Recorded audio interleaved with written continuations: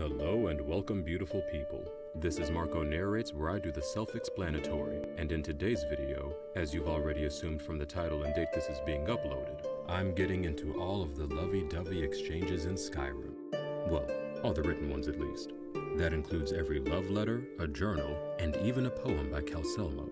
A little something for almost every kind of romantic, from sappy to sultry to somber, and all sincere. Grab your chocolate and get comfortable.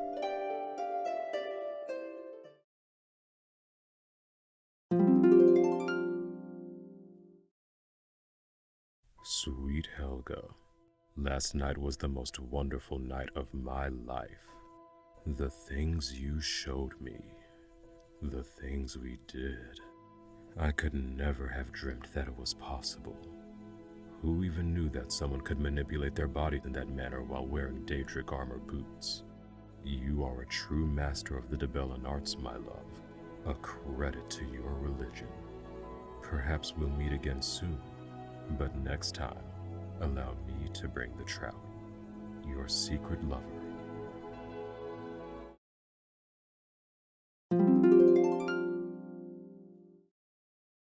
Drifa, I was wondering if you could speak to Maramal about perhaps presiding over a marriage ceremony for myself and Kirava.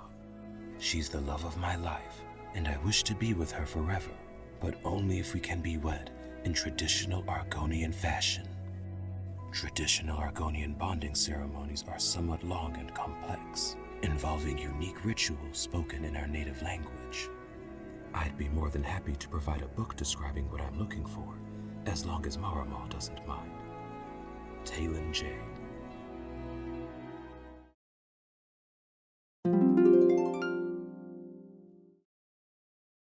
Dearest Dinya, I know that your father doesn't approve of us, but I'm willing to do whatever it takes to make our relationship work. I think the time has come to speak to him in person, and stop letting him hear about us through gossip and rumor. I love you, and I don't care if the entire world knows. Please think about it. Moden.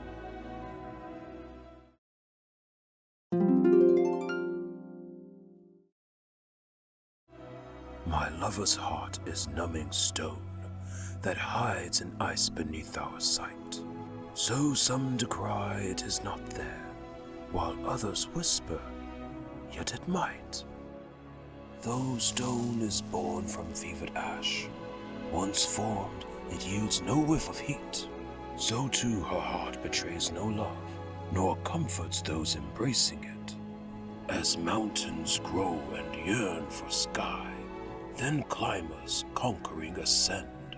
With chisel, rope, with axe and pick, they force the rock to yield to them. One peak stands proud amidst the range, invincible and scaled by none. Those men who try wash down her slopes. Their eye-born streams obliquely run, for brash assault could never pierce those guarded depths that lay apart. But patient water gently shapes a furtive channel to the heart. My love is delving water, ice that cracks with cycles of the sun. A lapping, yearning, whispered plea will mark the time till I rush in. For I have dwelt among the rocks, my city carved from rugged stone. So in that burrow I will creep, and warm the soul which makes my home.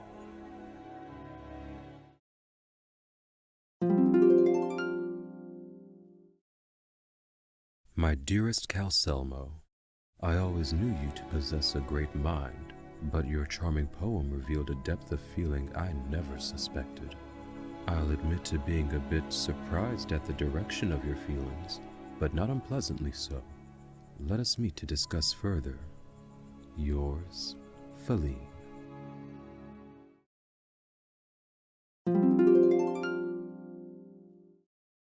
Aetha Frostfall. Oh, Talver, dear sweet Talver, I can't stop thinking about him. Since that first moment I laid eyes on him in the marketplace, my heart was lost. But Father would never allow me to marry a commoner, much less a poor Dunmer miner. Mar, what to do? 11th of Sun's Dawn. Another letter from Talver, the third this week. He says that he can't live without me, that he'd rather die than lose me to another. Oh, I feel the same way. I can't abide this any longer. Father is sure to find out eventually. The maids are all aflutter over my secret love. Something will slip. Talver and I must be long gone by then, or Father will have all the Reach up in arms against him. 22nd of First Seed. I've convinced Father to take me on his next trip out east. When we reach the inn at Old Roldan, I'll slip out at night and meet Talver in the hills above Solyuns. Talver says he's been saving his wages for the last few months, stowing them away in the old stump up there. With that, we should be able to buy passage to Riften and our freedom. Oh, love, I can't wait another hour.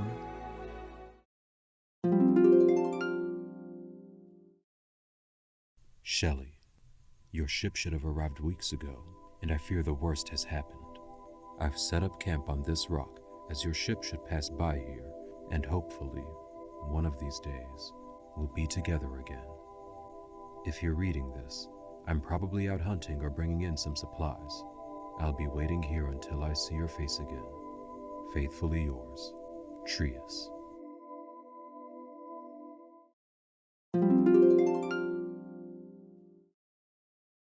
My dearest Ranmir, by the time you receive this, I will be gone.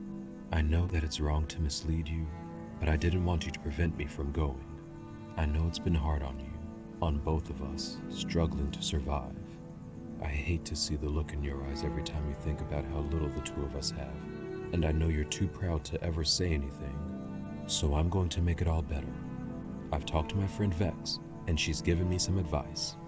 I know how to get us something that will allow us to live happily without ever worrying about money ever again. I love you so much, Ranmir. You mean the world to me, and I only want to see you happy. Worry not, I'll be home soon. Isabelle.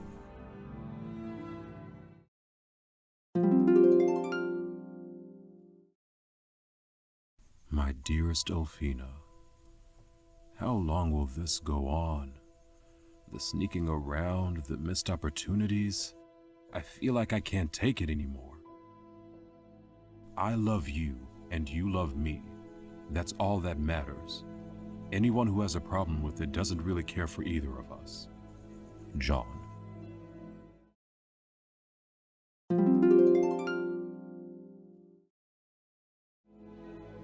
John, I know it's hard, but please, try and be patient. We must keep to ourselves for now. You know that both of our families would react so very badly if they knew, if they even suspected. There will be a time when we don't need to hide. I promise you that. Someday they will understand. Oh.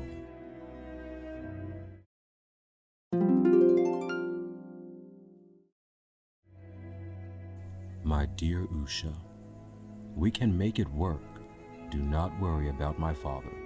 He will grow to accept you in time. So will my mother and my sister. Oh, Usha, I only ask that you write and let me know you are all right. I have convinced Father to look past your lack of wealth and see you for who you really are. Come back home. No need to worry. I'll be waiting for you, my love. Monessa.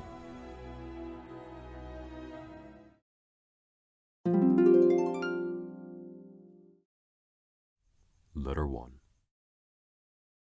My dearest Selina, it's been a difficult day. General Carey has ordered us to help the laborers shore up the walls since they're starting to show their age. It was backbreaking work, but without the extra support, those walls wouldn't stand up to a siege. Some of the men are grumbling about the task, but I don't agree with them. The general knows what's best for Fort Frostmoth, and I would follow him to oblivion and back if he asked. There's a supply ship due on Solstheim in a few weeks, and I hope to send you all these daily letters I've been writing. I hope you enjoy reading them as much as I enjoy writing them. I miss you, Selina, and I can't wait to see you when my time on Solstheim is through.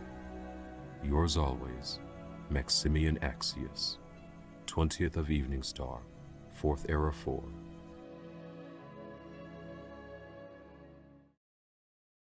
Letter 2. My dearest Selina, Euphemius was killed this morning by one of those awful Reeklings. We were escorting a supply wagon from Fort Frostmoth to Raven Rock when a war party of those bastards ambushed us from the cliffs. We fought them off, but poor Euphemius was impaled by one of their spears. The healers at the fort couldn't do anything for him, and I watched him slip away as I held his hand. I don't know how much longer I can stand being here.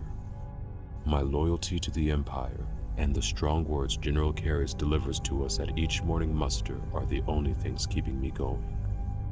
The supply ship should arrive tomorrow, and I promise to give the quartermaster my letters so they can finally be sent home. Give my love to the children. Yours always, Maximian Axius, 11th of Morningstar, 4th Era 5. Letter 3. My dearest Selina, the supply ship due in Solstheim hasn't arrived yet, and no one knows what's happened to it. I'll keep writing these letters in hopes that they can be delivered to you one day. It's awful being isolated on Solstheim like this, but General Carius keeps telling us we need to maintain Fort Frostmoth for the good of the Empire. I believe what he's saying only because he's never led us down the wrong path in the past, but I'm wondering if anyone on the Imperial Council gives a damn about this pile of rock. 4 soldiers have died in the last 2 years at Fort Frostmoth. It almost seems as though the Empire takes us all for granted and expects us to sit out here and get chipped away at like the rock inside the mines. My posting here can't end soon enough. Yours always, Maximian Axius, 1st of Sun's Dawn, 4th Era 5. Letter 4. My dearest Selina, this is my last letter. I don't know if you'll ever get any of them, but I'll keep them on me in case I'm ever found. Something happened here, Selina. It was horrible. Something's happened at the Red Mountain, but I can't describe it. It's as if hundreds of Oblivion gates opened at once at its summit, and it's spitting fire and death in all directions. Fort Frostmoth has been completely destroyed. The walls crumbled like loose dirt, and the land is on fire. Everything around me smells of ash and of death. I don't know where anyone is. I've been trapped in one of these lower sections of the fort, and I don't expect to be rescued anytime soon. I miss you, Selina. I want to hold you and the children in my arms and tell you that everything is going to be fine. But I don't think that will ever happen. Give my love to Syracuse and Attia for me. Tell them their father died bravely defending the Empire, so they can hold their heads high when they speak of me one day. And you, my love, when you close your eyes at night, think of me, so my spirit can finally come home. Yours, always and forever, Maximian Axius, 3rd of Sun's Dawn, 4th Era 5.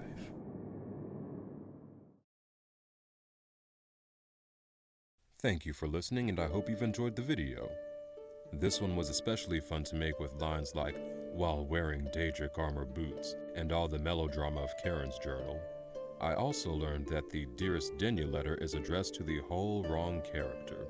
It's supposed to be for Drela Allure, as evidenced by the fact that it's located in her family's home on Solstheim. Dinya is a priestess of Mara in Riften who is already married to fellow priest Maramal and pregnant with his child. Which makes me wonder if something was being planned for her in the Dragonborn DLC, or if all Dark Elves just look the same to the devs. Oh, happy Valentine's Day too, I guess. I'm not really any kind of festive, but the holiday was a good fit for the subject and worth potentially capitalizing on for a few more views than usual. Time will tell how the almighty algorithm favors me soon enough. To that end, feed the beast, beautiful people. Consider liking the video and subscribing if you enjoyed it, and let me know in the comments how you are or are not celebrating the holiday. Thanks again for watching. Now go show off those Debellan arts you've been practicing. You know the